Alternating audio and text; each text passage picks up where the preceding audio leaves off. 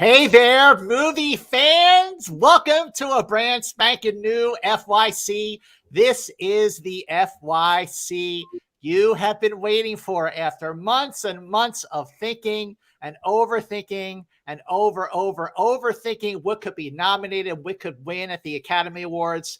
We are joined by the amazing Perri Nemiroff, the mighty Jeff Snyder, and this sweet, adorable 10-week-old Pomeranian. We named the dog Indiana. This is Indiana Jones and the Last Pomeranian.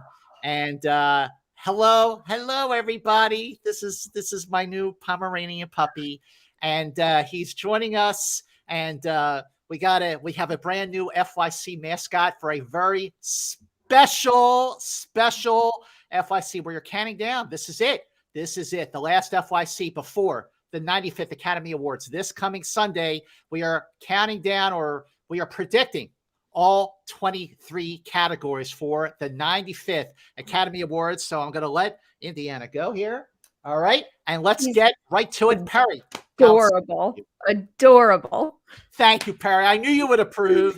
There's very little that can distract me from Oscar talk except for adorable puppies. He's so adorable. It even melted my cold, dead heart. Okay, so overall, Perri, how do you feel about this? Is it our final predictions? Are you firm with all these, or are you still kind of up in the air on a couple? I'm feeling pretty good about most of them. Part of me wants to be right just so I can win my betting and my pools and all that stuff. But it's more fun when you got some surprises that happen on the night. But I don't know. I'm just feeling like this year is not gonna have very many. What about you, Jeff?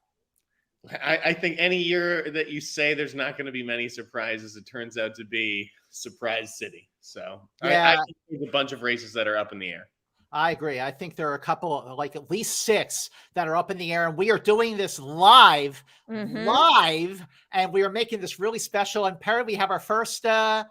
This leans into the surprise element of it. Tommy's here. Thank you so much, as always, for your support, Tommy. In the vein of Siskel and Ebert, of the 120 nominees, what is the one nominee who will cause you to jump out of your seat, cheer for, and fist pump the air if their name was called winner on Sunday night?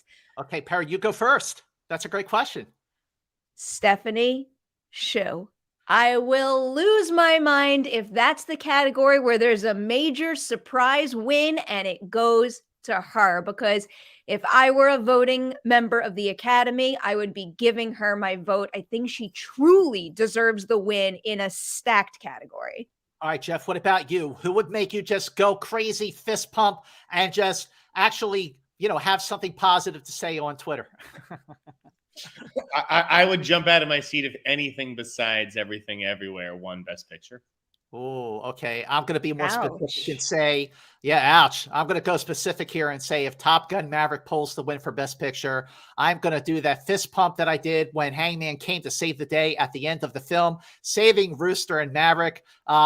Jordan Ross Weinhold is here. Love the show. We love you too, Jordan. Thank you for watching FYC and spreading the word about the most fun and the best award season show, the most energetic you will find anywhere. So, Perri and Jeff, let's get right to it, shall we? With our first category, and this is an easy one, Best Animated Film. The nominees are Pinocchio, Puss in Boots, The Sea Beast, Marcel the Shell, and Turning Red. Perri, what's winning? Same thing we've been saying since the very beginning. This is game over. This is Pinocchio's Oscar to lose. Exactly. Jeff, how do you feel? Guillermo del Toro's Pinocchio.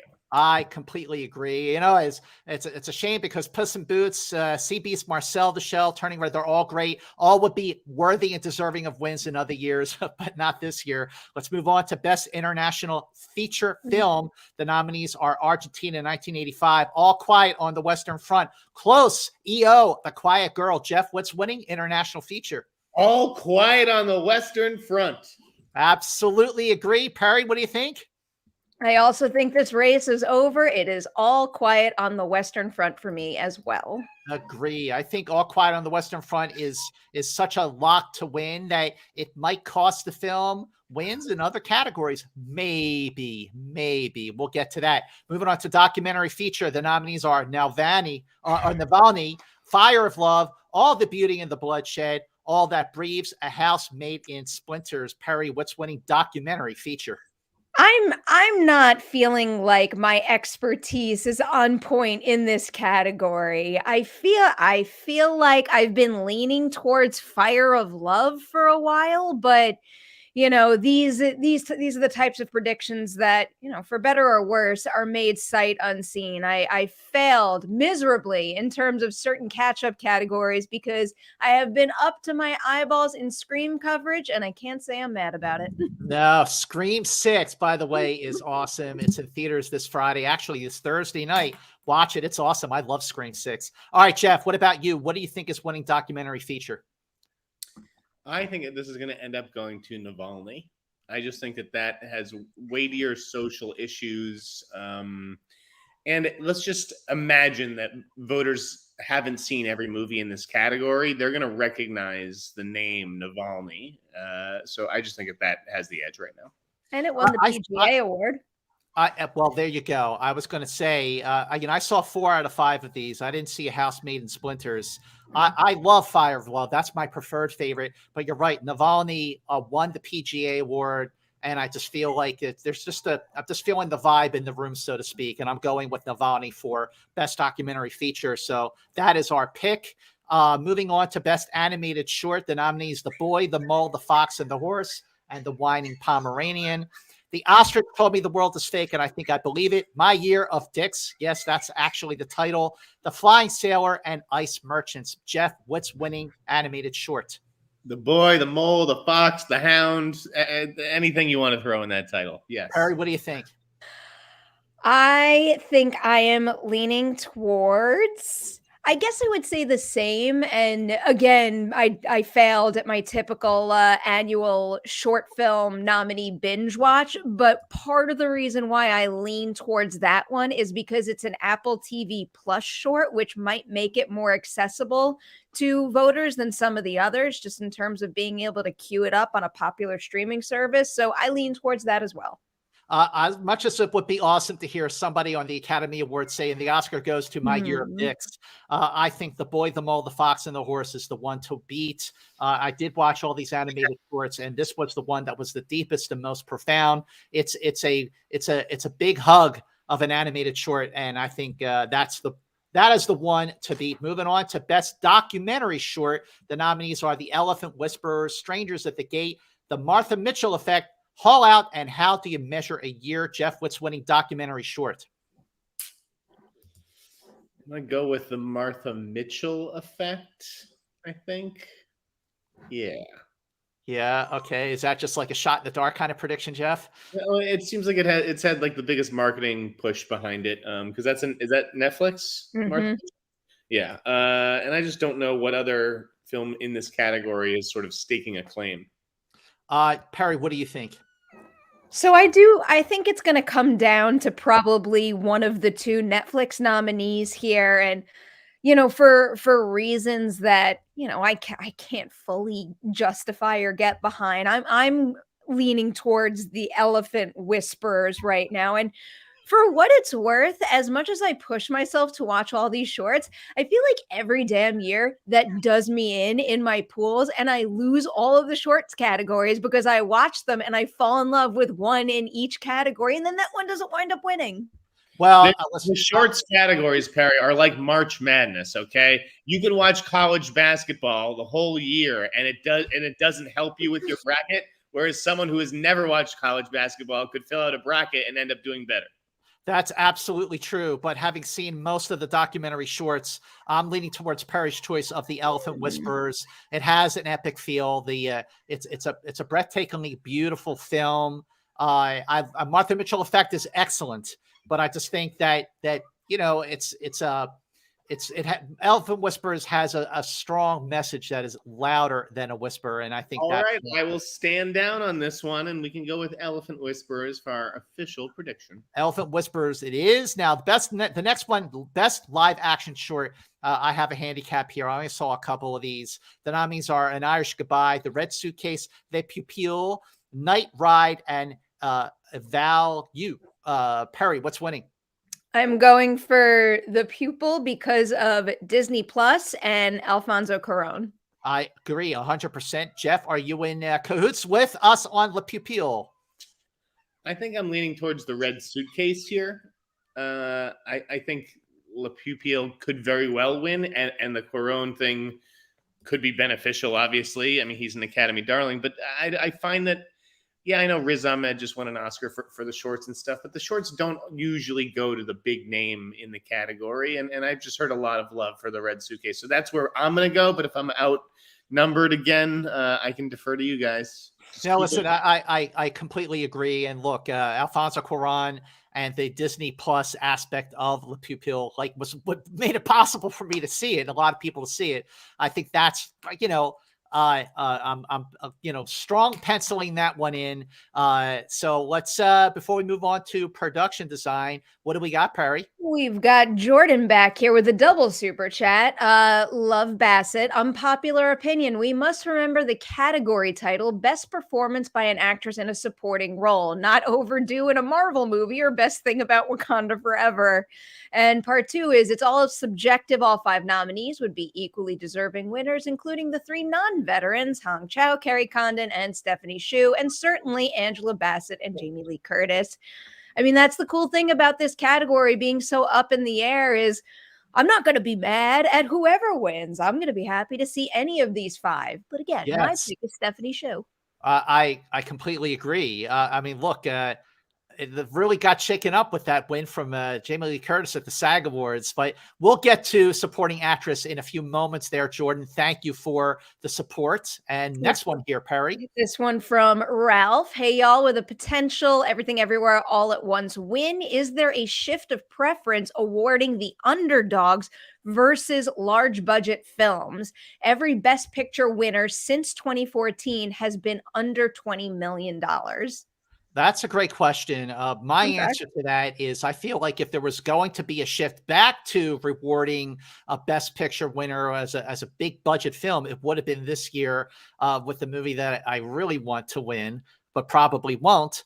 But I think definitely with Parasite winning Best Picture a few years ago, I think that really solidified that underdog film, not so much underdog, but lower budget indies have definitely been the favorite. Jeff, what's your take on this? I think that's a really interesting observation from Ralph. I do think, obviously, the Academy has embraced smaller films. I think there's also been, there haven't been a lot of great big movies like there are this year. Most blockbusters, let's be honest, aren't that good. That's why Top Gun is the anomaly and why we've been talking about it like we have all season.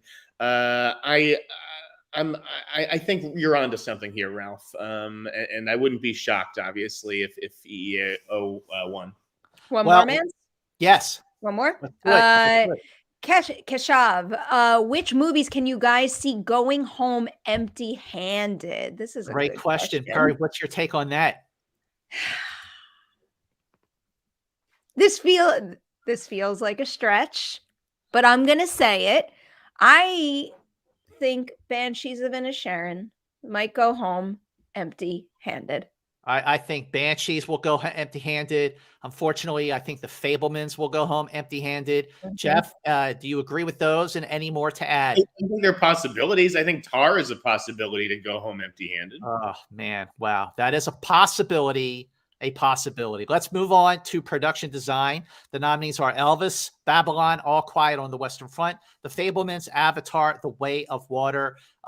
Jeff, what do you think's winning for production design? Oh, this is one of those tough ones, like tougher than it seems on the surface. My instinct is to say Babylon because it's all up there on the screen. It's just those sets are so lavish. Gorgeous production design, but was Babylon like Elvis was, with some of those, the recreations of everything. I'm gonna go with Babylon, but if you guys both predict Elvis right now, I'm fine switching it over. This is a tough one for sure. This is our first real tough category here. Perry, what's your take on production design? I'm actually with Jeff on this, and I do think this is a very close race between Babylon and Elvis, and I'm also not ruling out the possibility that All Quiet on the Western Front winds up taking many craft categories, including this one, but, ultimately, if I'm weighing Babylon against Elvis, I think the magic of recreating Hollywood back then is going to triumph. So I would give Babylon the slight edge here. Listen, I think that Babylon deserves to win. I mean, the production design for this movie is absolutely outstanding. Problem is that it was not. It was a polarizing film. It wasn't universally as well liked as Elvis. So Catherine Martin, who was the production designer and the costume designer and a producer on Elvis, she already has 4 Oscars. Uh-oh, I thought that was me for a moment. No, Man seems to have lost his connection. we'll get him back. Oh, he's back. He's back. He's gone. While Mance reconnects, thankfully, we have some chats to keep us going here. Oh, Mance is back. Blame this little guy. Sorry. I knew it. Sorry. This little guy took me offline. Can you believe this? Can you believe this little guy? Already causing trouble in Indiana Jones. I can believe that. Okay, I'll just read. Well, I have it up. I'm just going to read Casper's really quick. Puss in Boots is winning. Power of social media. I like the faith in Puss in Boots, Casper. Casper, we love the support for first of all for FYC and for Puss in Boots, but sorry, that's not happening. I would honestly be curious how many Academy members are on social media. I listen. Back to the production design, the Elvis argument. Florencia Martin is a first-time nominee for Babylon, and yeah, you know what? It's about Hollywood. In the late 20s and early 30s. Does it go for the recreation of the 50s to the 70s with Elvis, or does it go to Babylon, a film that made far less money at the box office? This is a tough call, but if you're asking me what should win, I'm going to go with Babylon as the winner that will win. Are you both in agreement on that? Yeah. Okay. Yeah. All right. Yes. Not a solid yeah, but one enough to move on. And that brings us to costume design. The nominees are Elvis, Black Panther, Wakanda Forever, Everything Everywhere All at Once, Babylon, Mrs. Harris Goes to Paris. Perri, what's winning costume design? I am leaning towards Black Panther Wakanda Forever here. One, because this is the movie that I would be voting for if I were to pick a winner in this particular category with these 5 options. And also because even though the work is great and quite extensive in all of these films, there's something about seeing so many different communities and having their culture represented through the costume that I think pops really nicely. And I don't know, there's certain frames of this movie that are really unforgettable and seared in my brain. And in a lot of instances, it's because the costume design has become so iconic in my mind. So I am going Black Panther Wakanda Forever here. Jeff, what's your take on costume design? Is Perri on the money with Wakanda Forever? I mean, there's no question Ruth Carter does incredible work in that sequel. I just don't know if they feel like they already sort of rewarded it the first time around. I have Elvis winning this one. I know that, a lot of the designs are more recreations of what he actually wore back then than they are maybe, original costumes in Black Panther. But I just feel like this is where they're going to reward Elvis. Yeah. I agree. I mean, look, I think that Ruth E. Carter went above and beyond, just going so much further with Wakanda Forever, and she already won the Academy Award for the first Black Panther for costume design. But I'm with Jeff here on Elvis. I think Elvis is going to prevail here. Catherine Martin, again, also a nominee for production design and picture. While production design will likely go to Babylon, probably, maybe, we don't know. Probably, I feel like costume design will go to Catherine Martin for Elvis. Let's move on. Oh, and also it's worth noting that Catherine Martin won for, I already said this, for Moulin Rouge and Great Gatsby. All right, let's move on to Best Makeup and Hairstyling. The nominees are The Whale, Elvis, All Quiet on the Western Front, The Batman, and Black Panther Wakanda Forever. Jeff, what is winning for Best Makeup and Hairstyling? I mean, I think it's The Whale. I just don't see how you ignore that transformation. You know, like half of that performance is the look of it. So I think that gets it. But Elvis is a possibility, and so is All Quiet on the Western Front. I mean, that dude's just covered in like blood and dirt, and like he's in makeup like the whole movie, really. So that wouldn't shock me if it pulled off an upset, given the support for that film in the crafts categories. But for now, I got to go The Whale. Okay, Perry, what do you think about makeup and hairstyling?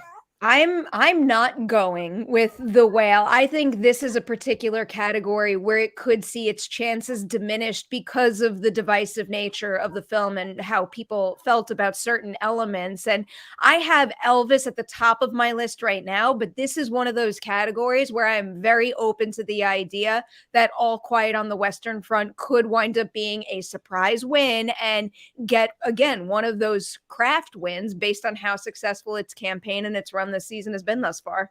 So you're going with All Quiet on the Western Front, Perry. Jeff is I'm going Elvis. Elvis is still my most likely to win, but I just wanted to recognize the chance that All Quiet very much has a chance here.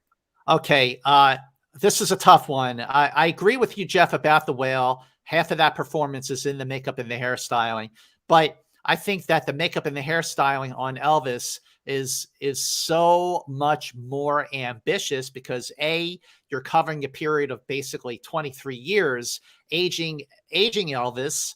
That final show up at the end of the film when Austin Butler walks out to sing that final song. It's unbelievable, so much so that you can't see the transition when he actually becomes Elvis. But also, I mean, what I love about The Whale is also right there in Tom Hanks's transformation as Colonel Tom Parker. I'm going with Elvis on hair and makeup. What do you think, Jeff? Well, I do think that the makeup job at the end there on Austin Butler was very good, but I didn't care for Tom Hanks. So I'm like, could that detract from a win where I just like Tom Hanks looks ridiculous? I don't like the character, but I think his physical transformation was incredible. Perry, what's your take on that? I am still leaning Elvis here. This is one of those, going back to one of the other super chat questions. I do think Elvis is going to walk away with a couple of Oscars, and I feel like this category is probably one of its better chances to get some. So I'm sticking with Elvis here right now. Okay. Elvis, that's fine. I will relent. Okay, Elvis, it is. All right, we have another. We got a whole bunch, man. So, Allison is here just to show some support, which is greatly appreciated. Just wanted to thank you guys for all your hard work and excellent awards coverage. It wouldn't be the same without FYC. We've also got Victor here. Hey, Perry and gang. I'll be honest here. I think most of the categories is anyone's ball game. Oscars haven't had that in a while. Okay. What do you think of that? Is that true? Are we looking at a whole lot of categories where it's anyone's ball game? Well, that's what Jeff thinks. Jeff thinks, I think it's a little bit more open than it would seem to be right now. But no, I don't think this is like a free-for-all. I mean, had a pretty clear front runner all season. I mean, it'd be a pretty exciting night if it was a free-for-all. Hoshi is here. How you doing, Hoshi? Scream 6, horror lives forever. So does FYC. Damn right it does. Thank you so much. We love Scream 6, or at least two of us do. All right, let's move on to Best Film Editing. Here we go. The nominees are Everything Everywhere, Elvis, Top Gun Maverick, Banshees of Inisherin, and Tar. All right, Jeff, what is your take on Best Film Editing? Stop it. Oh, boy. Part of me wants to say Top Gun, but I just think that Everything Everywhere with the multiverse stuff is going to end up winning the editing award. I just think Paul Rogers has kind of become like one of these below the line darlings this season. It's tough. It's a tough call because Eddie Hamilton is right there, but I'm going to go with Everything Everywhere. Perry, what about you? So this is where I'm going to go against my typical prediction. So both Top Gun Maverick and Everything Everywhere won the ACE award. So I do think it's going to come down to one of the two, but I think this is going to be the kind of situation where if Everything Everywhere All at Once wins just about everything else, Top Gun Maverick is going to take this. So I am going Top Gun Maverick. I agree. I feel like if Top Gun Maverick is a lock in one category, it's probably sound, probably. And I feel like that will kind of coincide with editing. I mean, look, the editing of Everything Everywhere is also, totally deserving. But I feel like, I mean, and you're right, Perry, both Top Gun and Everything Everywhere won the ACETI Awards, Top Gun for drama and Everything Everywhere for comedy. But when you look at the monumental achievement of editing down 813 hours of aerial footage that Eddie Hamilton did for Top Gun Maverick, and just how visceral that film is, the way it keeps you on the edge of your seat during the aerial sequences. I'm leaning towards Top Gun Maverick here. Could go to Everything Everywhere. If it does, it deserves it. But I think we're going to go with Top Gun. Jeff, are you cool with that? I'm just getting worked this whole episode. It's just 2-1, 2-1, 2-1. Fine. We can pick Eddie Hamilton. Okay, Eddie Hamilton it is. Let's move on to Best Sound. Speak of the devil. The nominees are All Quiet on the Western Front, Elvis, Top Gun Maverick, Avatar, The Way of Water, and The Batman. Jeff, what's winning Best Sound? I don't even know what the category we're talking. We're going too quickly. Sound. Sound. Okay. It sounds like to me Top Gun is going to take this one. I just, that scene where he blows the roof off the structure at the beginning, with Ed Harris, I could just feel the sound of Top Gun in my butt cheeks when I sat at CinemaCon. I could literally feel the sound in my ass rumbling in the seat. So, that either that's Caesar's Palace or that's the sound team from Top Gun. All right, Perry, what's your take on Best Sound? What does it sound like to you? My take on sound is that it is likely going to be Top Gun Maverick, but I will continue to be a broken record and say, watch out for All Quiet on the Western Front. And, depending on the structure of your pools and your Oscar betting, going All Quiet on the Western Front could wind up working in your favor pretty significantly here. So I'm going to play it safe and say Top Gun Maverick, but in certain pools, I might switch gears and go All Quiet on the Western Front. I feel like Top Gun Maverick is a lock for Best Sound. I understand what you're saying, Perry, about All Quiet on the Western Front, but, you're going to feel the sound, really feel it, and maybe not in the way that Jeff was talking about. Excuse me. I'm pretty sure Indiana said that to agree with me, Mance. Yes, absolutely. Yeah. See, I told you. Hey, Indiana, would you agree with Perry? Okay. But yeah, that was his cue. Listen, All Quiet on the Western Front is an amazing film, but I feel like people aren't going to feel the sound watching it on Netflix like the way they're going to feel the sound of Top Gun Maverick worldwide to the tune of $1.5 billion. It's an impressive movie, even if things are leaning towards Everything Everywhere in so many other categories. I feel like sound is where this movie is a lock. So let's move on. Hey, come here, Indy. All right, let's move on. He found the Holy Grail. What can I say? It's right. It's right on cue during the sound conversation. It makes sense. Yes, absolutely. He knows. This is what happens when you have a 10-week-old puppy. Let's move on to Best Cinematography. The nominees are All Quiet on the Western Front, Bardo, False Chronicle of a Handout of Truths, Elvis, Empire of Light, and Tar. What do we got here, Perri Nemiroff? I have All Quiet on the Western Front. Oh, okay. All right, Jeff, what's your take on this one? I think this is a close race, and I see, you're right in the sense that the Academy loves making history, and Mandy Walker would be a history-making win for Elvis. She'd be the first woman to win this award, but I just think that the work is there in All Quiet on the Western Front. So I'm going to go with James Friend as well. Again, Elvis, very good, but I didn't walk away from that movie being like, wow, visually, I was just like blown away and dazzled. Like, she did a really good job, but All Quiet on the Western Front, that should win.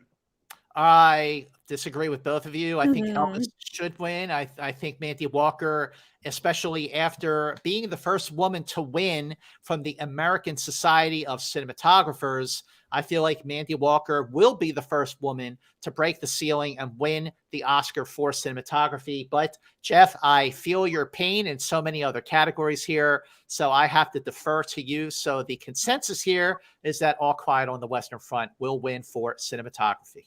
I'm feeling good about it in this category. I'm not gonna be mad if Mandy Walker takes another win Not at this all. season, but I'm going All Quiet.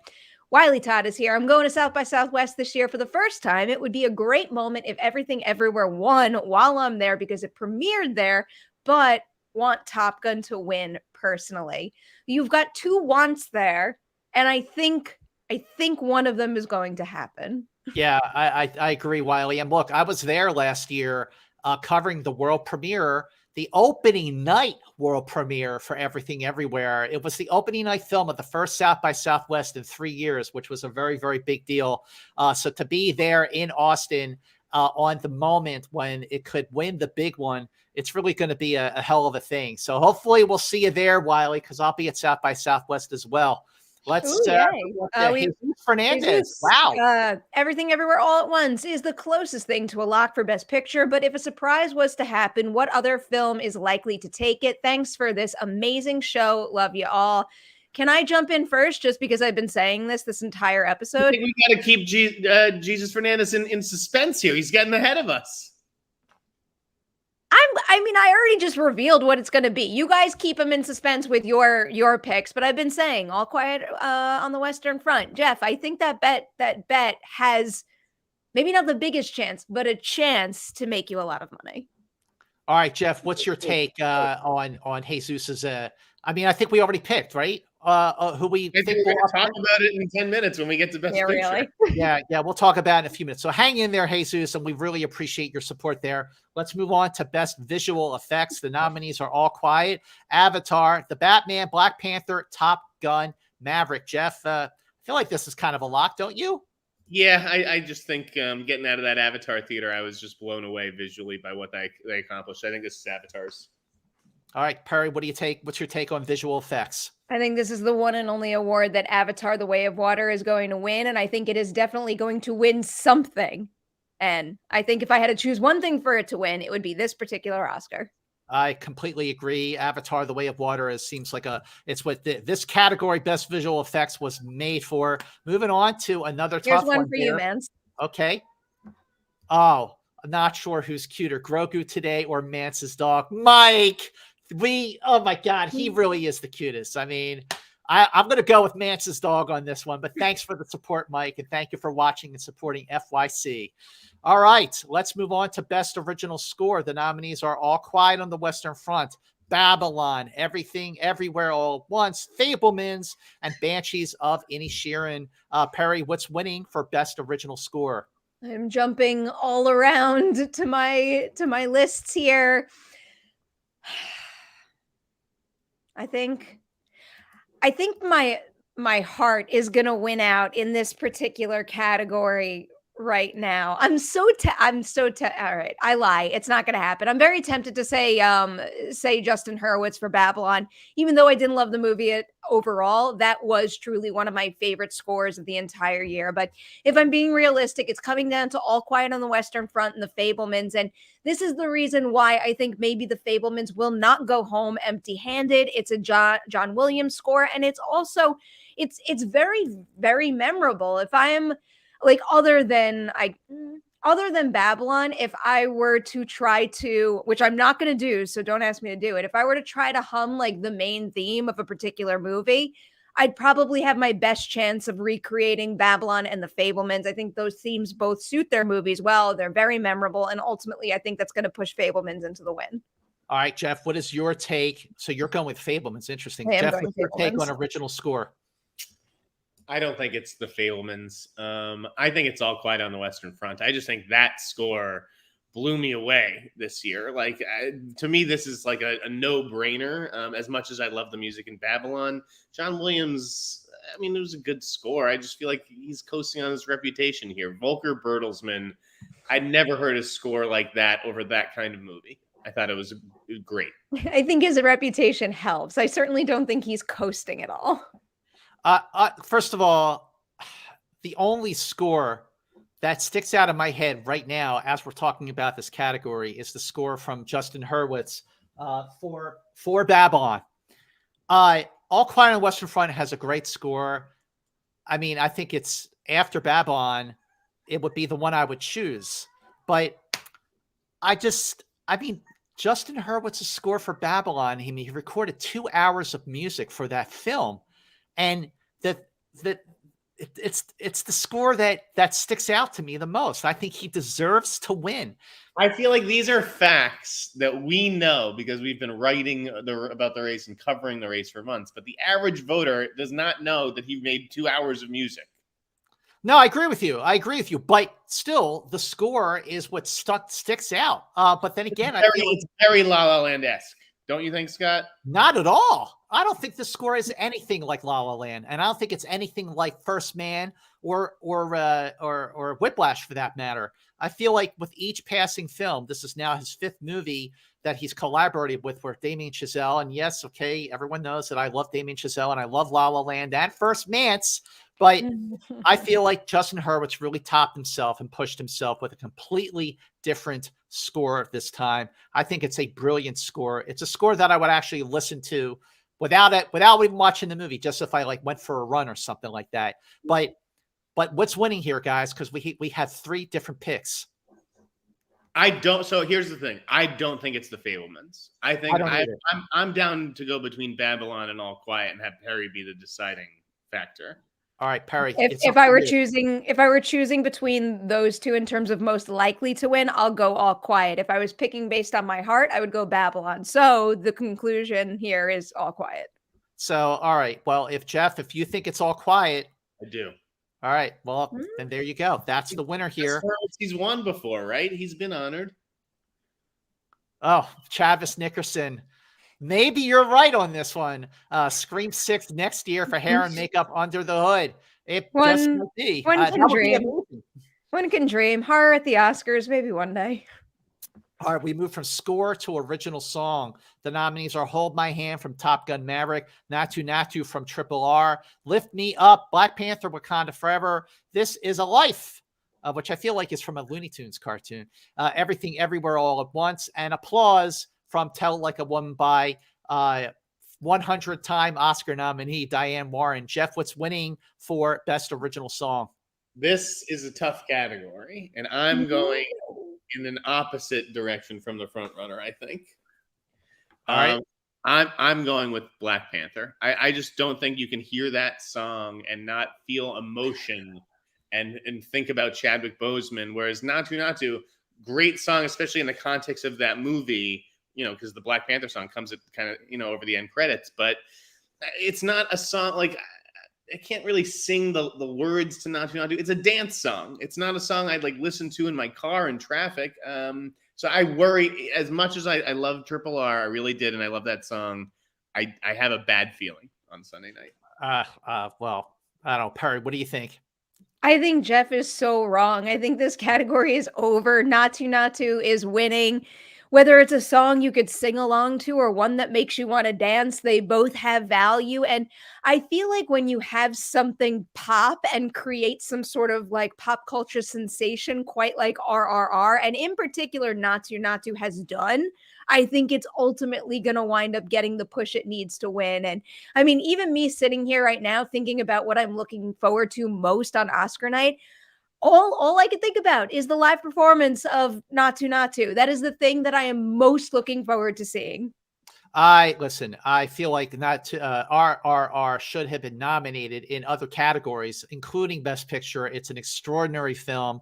It is a very popular film. It is a breathtaking film. I mean, I watched it a couple times on Netflix, and it's an amazing film. And there is a lot of love for this movie, and I feel like Best Original Song, Natu Natu, is a lock in this category. So, Jeff, appreciate Before we move on, though. Yep, go ahead. I get that it's a pop culture sensation, right? But we're living in a bubble. You guys realize that, right? There's a reason Triple R wasn't nominated for Best Picture, because a lot of Academy members didn't want to watch a 3-hour Telugu film. So Black Panther, that's Rihanna. Like, is there a bigger pop culture sensation than Rihanna and Black Panther? Lady Gaga for Top Gun Maverick. Okay, but not Triple R is what I'm Oh, hearing. but there you go. Maybe Rihanna and Lady Gaga will Split the votes for people who want to see the super popular. I just had win. to put up a bit of an argument on this one, but we can do not to. Jeff, I appreciate the perspective, and you could be right, but I think you're wrong. I think Not to is winning in this one. I'm in cahoots with Perri on this. Not to takes it. Dave, Net World. Does the fact that All Quiet on the Western Front is a streamer versus being seen on the big screen affect its chances for cinematography and sound? I think it does, certainly in the sound category, but I lost my argument for that in the cinematography category. What's your take, Perri? I will just add, I think that's an old argument. I think we've moved past that. And, when you think about how the majority of Oscar voters probably watch most of these movies anyway, they're probably watching on screeners at home. So ultimately, what's really the difference between a Netflix release and something that, at least when it came out at first, had a theatrical run? So I don't think that makes a difference here. Perri is totally correct. Most of again, first of all, Netflix is really working it to get Academy voters into their theater to see it in a theater. But also, in general, all these movies are being watched on the Academy screening room platform online. So it really levels the playing field. I just want to say before we get to this next one here, I agree with you both in most cases. We've moved past it's a streamer, wasn't seen on the big screen. But when it comes to such a tech-heavy category like cinematography, you're going to appreciate that better on the big screen, and certainly sound and editing on the big screen than on a streaming service. So in most cases, yeah, I agree with you. This whole thing about, it's a streaming service movie, it's not going to win Best Picture. I think that's done. But in terms of a category like cinematography, I still think that does apply. Shall we take this next one, Perri? Yeah, Mega YouTube 99 is here to say the Babylon score has been stuck in my head since December. Justin Hurwitz is a genius. I very much agree with you, and I share this feeling. I agree completely. Great score. All right, let's move on to Best Adapted Screenplay. The nominees are Top Gun Maverick, All Quiet on the Western Front, Women Talking, Glass Onion, and Living. All right, Jeff, you take this one. What's winning Adapted Screenplay? I think it's going to go to All Quiet on the Western Front. No. I know that we've seen this, movie this story adapted before. I know Women Talking is considered the heavy front runner in this category. People want to see Sarah Polley up on that stage giving a speech representing, the gender, and that is a Best Picture nominee. But it's a divisive film. I think that there's going to be a lot of support here for All Quiet, and that's what I'm tipping for the upset. Perri, what do you think? I'm so sorry I shouted no in your face, Jeff, but no. Women Talking has this, and the WGA win just kind of reaffirmed that for me. I will be shocked and also obviously hugely disappointed if this movie goes home empty-handed. And it's felt like the front runner in this category before I even knew it was going to get snubbed in other categories. So I think that's only bolstered its chances to win Best Adapted Screenplay. So Women Talking won the Writers Guild for Adapted Screenplay, which has gone on to win the Oscar 70% of the time. Women Talking also won the prestigious USC Scripters Award. I think there's just a lot of momentum behind Women Talking. Jeff, you could be right about All Quiet, especially given the conflict in Ukraine, and support for that. But no, I think Women Talking is winning Adapted Screenplay. We'll have to see how that goes. Original Screenplay, the nominees are Everything Everywhere, The Banshees of Inisherin, Tar, The Fabelmans, Triangle of Sadness. Back to you, Perri. What's winning Original Screenplay? The WGA winner and the heavy hitter at the Oscars. It's Everything Everywhere All at Once. I do think Banshees is my number 2, and I know it was ineligible at the WGA Awards, but I still think this is going to Everything Everywhere. All right, Jeff, what's your take? Adapted Screenplay. Let's hear it. This is where I think that the Academy does honor Banshees and gives it to Martin McDonagh. I think they favor dialogue rich movies. Everything Everywhere obviously is the most original of these screenplays, but I just think of it as such a directorial tour de force. I think that the writing may end up getting penalized, whereas with Banshees, it's more of a writer-driven movie than a director-driven movie. I agree 100%. And we've said this before on FYC. The Banshees of Inisherin is absolutely a writer's movie, but best original screenplay. The key word here is original. What could be more original than Everything Everywhere All at Once, which did win the Writers Guild Award for original screenplay. And the original screenplay category at the Writers Guild has gone on to win the Oscar 2/3 of the time. That's not like a slam dunk prediction, but it does sort of favor, Everything Everywhere in this case, which I've been favoring that anyway for original screenplay. So that, Jeff, I love the conversations here. You're going, being the non-contrarian all the time. We love it, but Everything Everywhere is the preferred pick here for original screenplay. Here's a big one from Casper. I have to defer to you guys on this because I am unaware of what happened. What do you guys think of Michelle Yeoh's recent post on her Instagram about an article saying how great it would be if she wins and Kate doesn't need to win because Kate already won before? She deleted the post, though. Oh, I didn't even know about that. Jeff, what do you think? I think not a ton of Academy members follow Michelle Yeoh on Instagram is what I think. I don't think it matters at all. It's a fair sentiment. Kate Blanchett does have 2 Oscars. It just so happens that this performance is better than the other 2. Yeah, I agree. I didn't even see that post, nor did I see any backlash about that post. So I don't know I don't think that's going to affect anything anywhere all at once. This one's yours, Mance. Oh, Dave Net World. Scott, my Trekkie brother from another mother. Whoa, LLMP, my friend. Totally off topic. Your thoughts on season 3 of Picard? Best since First Contact. Absolutely, Dave. Yes, 100%.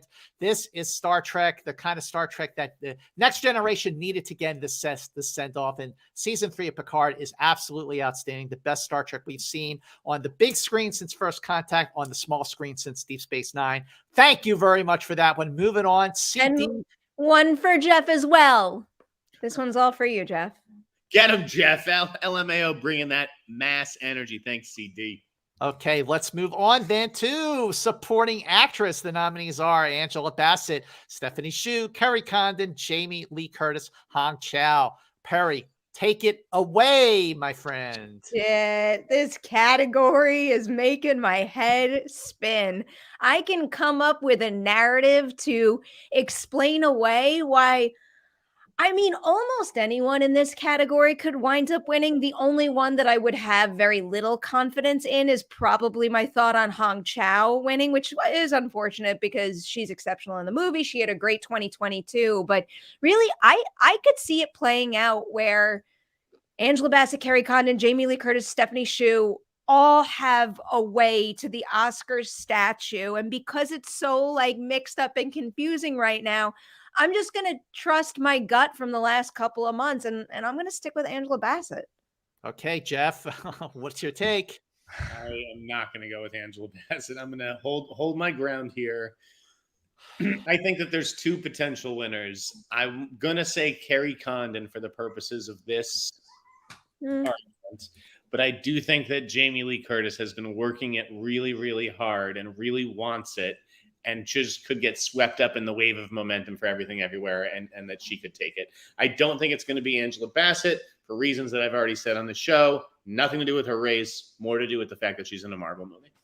All right, I'm sticking with Angela Bassett on this one as well. I think that the win for Jamie Lee Curtis at the SAG Awards was definitely a big surprise, but you're talking about 160,000 roughly voters for the SAG Awards versus about 9,300 overall for the Academy, 1,300 of which are members of the actors branch of the Academy. And you think when you shrink that, Scott, it points to Angela Bassett?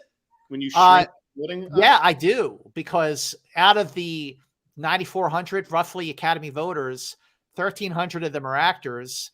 And, what about the rest? The rest of the Academy voters Are they all going to be, Team Jamie Lee Curtis? They might be after that amazing acceptance speech and big win at the SAG Awards.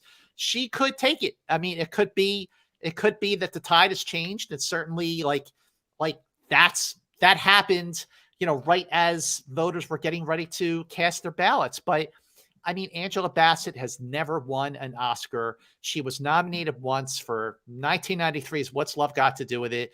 She's not been nominated since. She's a legend. I mean, so is Jamie Lee Curtis. But I just don't think at this point, I don't care if it's a Marvel movie or not, Angela Bassett was the best thing about that movie. And I think she's taking supporting actress for the film. So that's what we're going with here. Angela Bassett for the win for supporting actress. But this is a category where it could go to anybody. Moving on to supporting actor, I think you can bet the house on this one. Supporting actor nominees are Ke Huy Quan, Brendan Gleeson, Brian Tyree Henry, Judd Hirsch, Barry Keoghan. Jeff, who's taking supporting actor? KHQ all the way. Bet the house. All right. Agree completely. Perry? I brought up the super chat for a reason. This race is over. It's Ke Huy Quan, and it should be. Absolutely agree. Ke Huy Quan has just been wonderful this season and gave a hey, don't eat that. And has been was a revelation in the film, and he just deserves to win because of his performance. And of course, it is a great comeback story, and he's just a lovely, lovely human being. Ke Huy Quan, way to go. Hold on to your potatoes for that win for supporting actor. Moving on to Best Actress. Well, Jordan. We got some super chats. This one is from Jordan again. Love Julie Andrews' performance in Victor Victoria. I often think, how did she lose the Oscar? And then I look it up, and Meryl Streep won for Sophie's Choice, and I'm like, oh yeah, duh. Well, I get there it. You go. I get it. We just have a little bit of support from Lieutenant Flyboy, just here to show some love to FYC. Casper is back. Men in the Academy will not vote for Women Talking. All Quiet is winning, and Everything Everywhere All at Once is winning over Banshees for being the most original. Remember, Get Out win over 3 billboards. See, I thought that Get Out deserved to win over 3 billboards. So appreciate your perspective there, Casper. Any more before we move on to the next one? Because Lieutenant Flyboy followed that up with a comment here. Morning FYC crew celebrating birthday 23 by sitting in the morning sun, drink in hand, and enjoying the best award show in town. I have to say this out loud, I guess. The Snyder rules. Somebody cut that clip out. Happy birthday. Thank you for being here and spending your birthday morning with us. Thanks, Lieutenant Flyboy. I feel like with a name like Lieutenant Flyboy, you should be talking about Top Gun Maverick. All right, moving on to Best Actress. The nominees are Michelle Yeoh, Cate Blanchett, Andrea Riseborough, Michelle Williams, and Ana de Armas. All right, Mr. Snyder. Who's winning Best Actress? I realize that Michelle Yeoh has all this momentum and she's on all the pundits' sheets, but I'm not budging. I don't know how one can. Cate Blanchett gave the performance of the year. Yes, she's won 2 before. If she doesn't win, that is going to be exactly why. Michelle Yeoh was really good in Everything Everywhere, but I just don't think it's on the same level. Perry, what do you think? You're so stubborn. It's Michelle Yeoh. I think I'm feeling, and I've been saying Cate Blanchett all along, but these last couple of weeks, it's being pointed in the Michelle Yeoh direction. That sign is too clear to me at this point. So I have to pick her. Yeah, I mean, look, these 2 actors are fantastic and they both deserve to win. Cate Blanchett gave a tour de force performance, one of the very, very best in her career. She's in every scene of this 2-hour and 40-minute movie, and she completely crushed it. Michelle Yeoh, a legend, never had a role like this, never had a lead role like this, never had an Oscar nomination. And I just feel like this is where the momentum behind Everything Everywhere All at Once, especially because Ke Huy Quan winning supporting actor and they volley off each other. I mean, Ke Huy Quan gave a lead performance. I'm just going to say that. Yes, Indy, we agree. We love Ke Huy Quan. But I don't know. This is definitely anyone's guess. If it goes to either one, it would not be a surprise. Do you feel like Cate Blanchett has sort of taken her foot off the pedal this last month? Like she doesn't really want it. Like she almost feels guilty beating Michelle Yeoh. And so she just kind of stepped back and was like, you know what? We'll see what happens. I would wouldn't say she feels guilty, but I do I don't think think she she's feels definitely taken her foot off the gas and has had a very different kind of campaign than Michelle Yeoh, where, you know, a lot of the times when we talk about, you know, whatever quote that Cate Blanchett dropped in an interview or in an acceptance speech, it's, you know, it's basically telling everybody that she does not want it as bad as some of the others. Well, listen, I'm sorry. I was just looking for Indy. He's right under my chair. So here's the deal. You know, the Andrea Riseborough conversation, which we've already had and beat that into the ground. Did Cate Blanchett feel guilty? No, I don't think she feels guilty about winning. Do I feel like she kind of took the pedal off the metal in terms of campaigning? A little bit, sure. Whereas I think Michelle Yeoh absolutely, you know, hit the ground running over the last month, especially. And, you know, she won the SAG Award. She won the Spirit Award. The Spirit Award, which happened right when Oscar voters had their ballots and were voting for those ballots. Are we actually even talking about the Spirit Awards as a real thing? They're not No. It's exposure. It's called exposure. She won another award. That's fine. When let's call it what it is. It's exposure. Right. It's exposure. And the Spirit Awards is no comparison to the Academy branch. Okay, let's face it. But look, but then again, there's Cate Blanchett with the BAFTA win, the Critics' Choice Award win, the Golden Globe for drama. Not that the last two matter, but the BAFTA win does. This is a tough call. And I guess if I'm the one making the call, oh my gosh, the pressure just hit me. The pressure. Everyone watching, who do I vote for? Michelle Yeoh or Cate Blanchett? Who do I vote for? In the comment section right now. Who do I vote for? My God, this is tough. Who is going to win? Who is going to win? I think Cate Blanchett should win. And I think that Michelle Yeoh should win. Holy moly. Haunted Autumn says, Scott, don't F this up. Oh, boy. Oh, my God. The suspense. Don't be afraid to be wrong, Scott. Oh, my God. What do I do? I already know what you're going to do. You're so predictable. My face is the melting. right answer. The right answer is Michelle Yeoh. Okay, moving on. Best actress goes to Michelle Yeoh. Best actor. Then, oh my God, that was brutal. And here we go. Another category which could be just as brutal.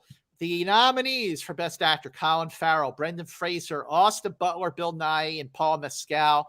Perri, take it. I think we know who you're going with. From beginning to end, my pick in this category has been Brendan Fraser. I will fully admit the race has tightened and gotten a little more competitive, but he stayed on top in my mind all along, and I think he is going to get that very, very well-deserved Oscar. All right, Jeff, who's winning Best Actor? Brendan Fraser's performance left me all shook up, baby. So I guess your answer is Brendan Fraser. That's right, baby. All right. I still think that Austin Butler will pull the win, but I do think that Brendan Fraser is a very, very close, and this is anyone's call between Austin Butler and Brendan Fraser. I have no problem deferring to Perri and Jeff for Brendan Fraser. Brendan Fraser is going to win Best Actor according to FYC. I will just be so happy when that happens. That is a win that won't surprise me, but it will fill my heart. Craig is here supporting the show. Thank you so much for your super chat today. We also have a question from Ralph. Since the Academy is focused on expanding their membership in 2018 to include more women and minorities, have you seen a difference reflected in the recent nominees of the past few years? Oh, Jeff, that's a good question. Why don't you take that one first? I mean, I've seen a little bit of a difference, yes. Although, to read press coverage of it, not clear, clearly not enough of a difference for a lot of people. I have felt the impact of those changes, but clearly, it's people want more. Listen, I don't think that there has been enough of a change. The fact that you have a year where there were no women nominated for Best Director, where a movie like Women Talking did not have no one was nominated in any of the categories for Women Talking. Joe Kosinski wasn't nominated for Best Director.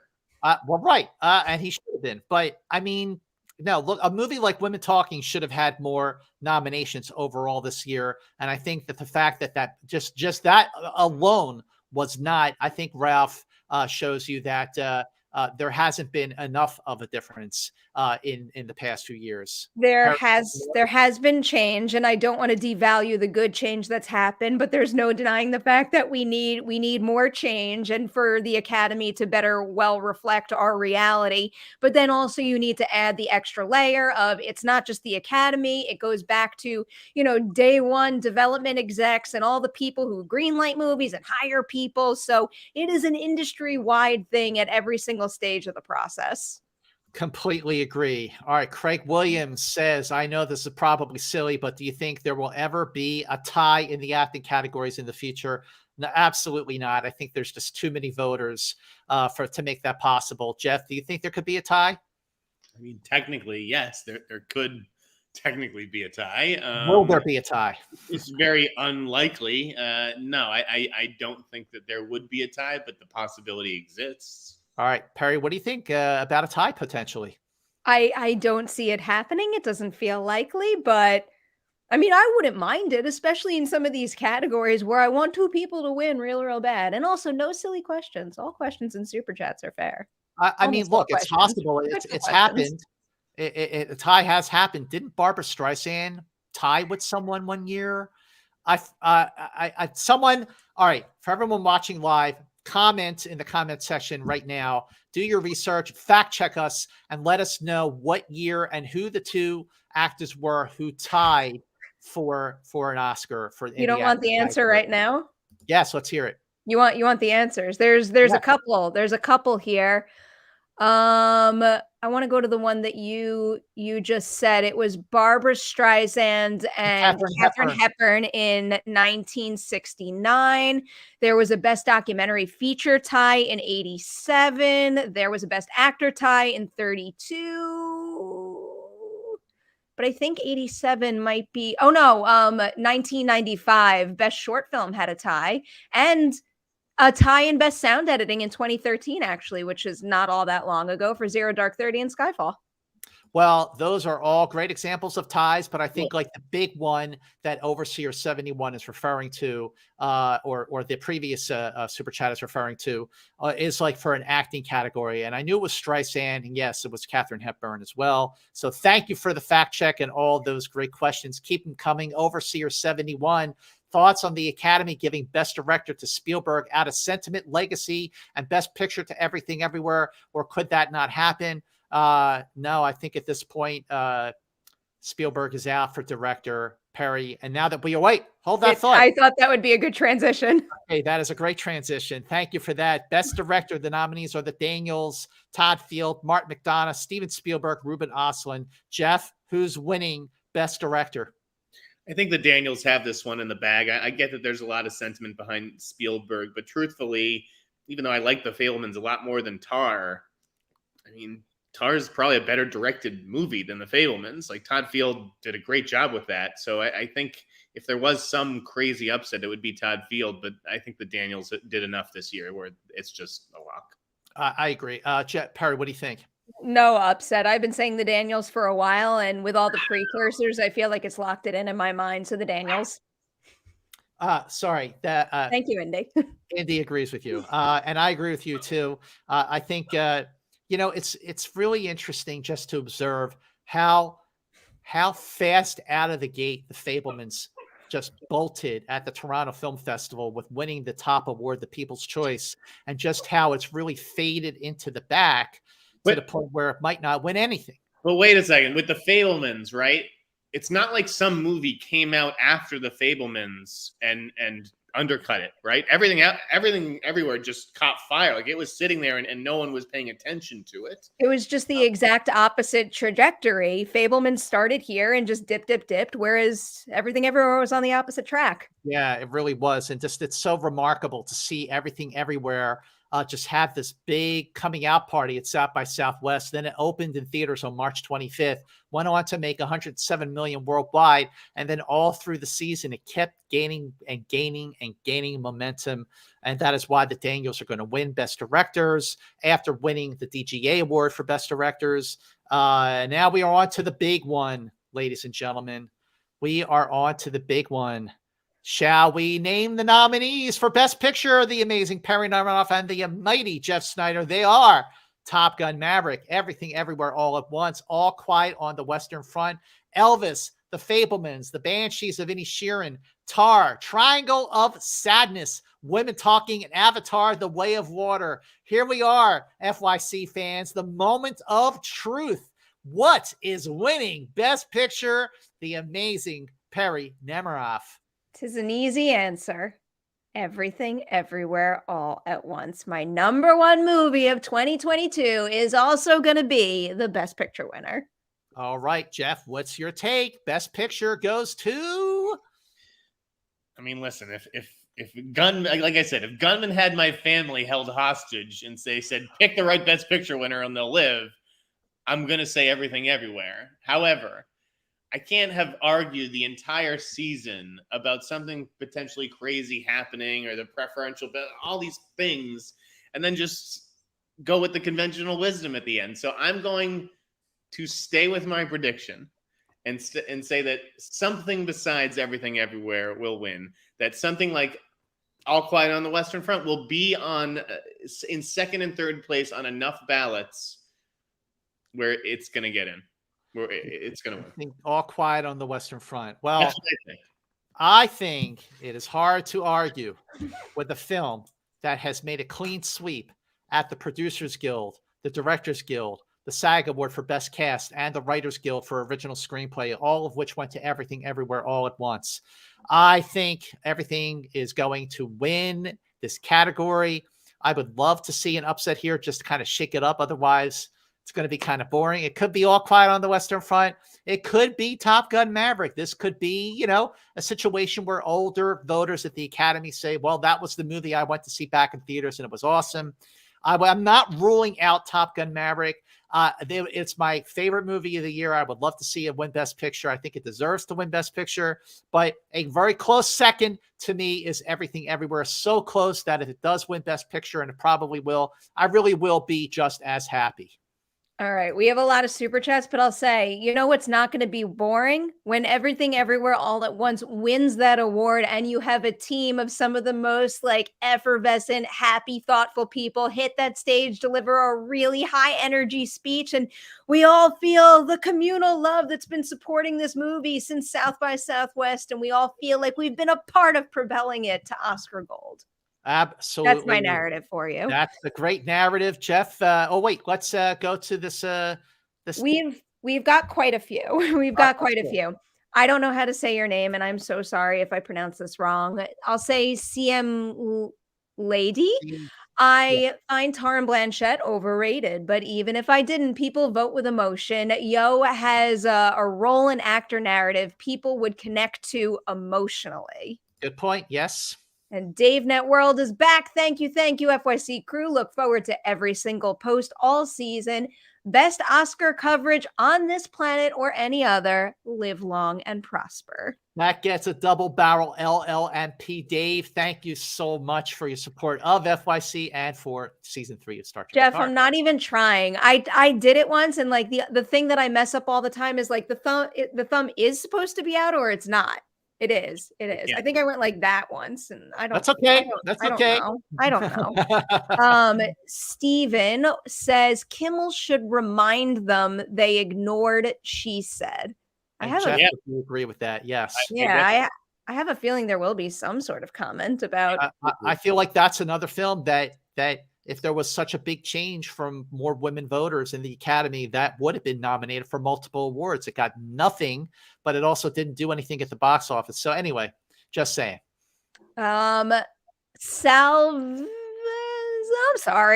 but thank you for your super chat. With Everything Everywhere All at Once having the potential to win 3 acting Oscars, has there been a movie that actually won 3 or 4 Oscars? Man, this is for your research brain if you have it. Yeah. Okay, for everyone watching, has there been a film where actors won 3 or 4 acting categories? I mean, there are sweeps like with I when can name one. okay, name one. I'm pretty sure One Flew Over the Cuckoo's Nest. Well, Nicholson, Louise Fletcher, and Brad Dourif. Brad Dourif won an Oscar for that? I think he did, yeah.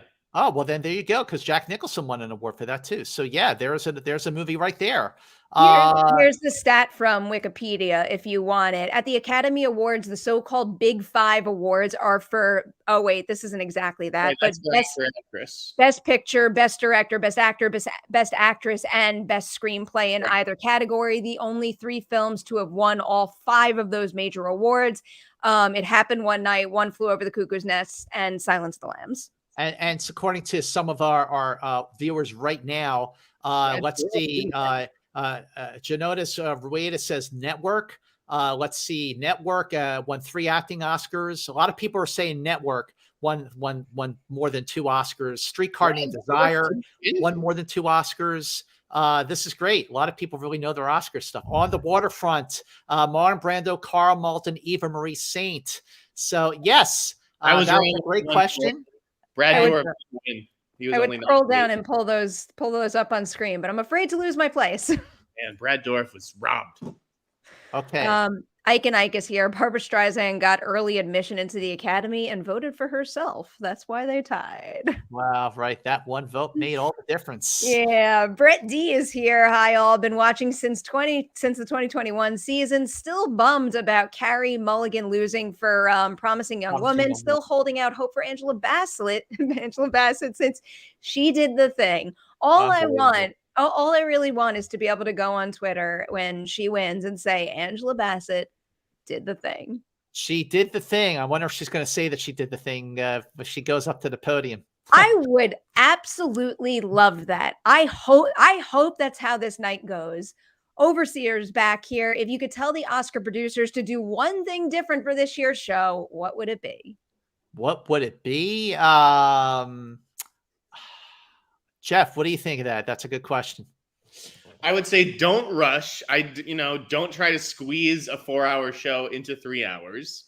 And I want to see clips. I want to see clips of each performance. That's what I want to see.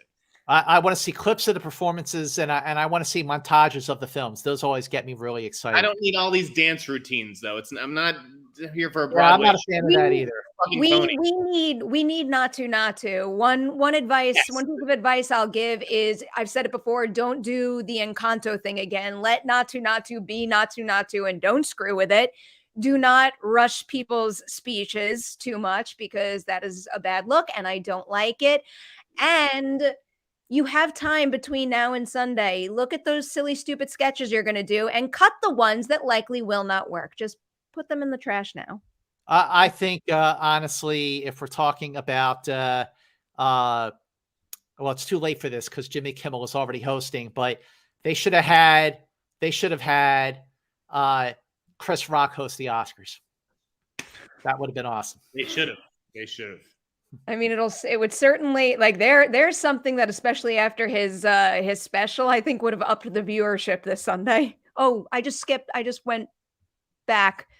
We saw you, Casper, and your chat was up for a little while. Thank you so much for your support. And it was about All Quiet on the Western Front. Now we have classical music here. I've been watching your show since the Nomadland season, and I just want to thank you 3 for your fun content. James Hong Oscar speech incoming. Oh, incoming. Oh yeah, his Oscar speech. I got to tell you, classical music, when James Hong stepped up during the win for the SAG Award Best Cast and gave that long speech and said, "Look at us now." I went, "Oh, this movie's going to win Best Picture." I quite liked that moment as well. And we're winding this down with just some plain old support from Jason. It is much appreciated. Thank you for being here and for watching and supporting the show, Jason. And that is it.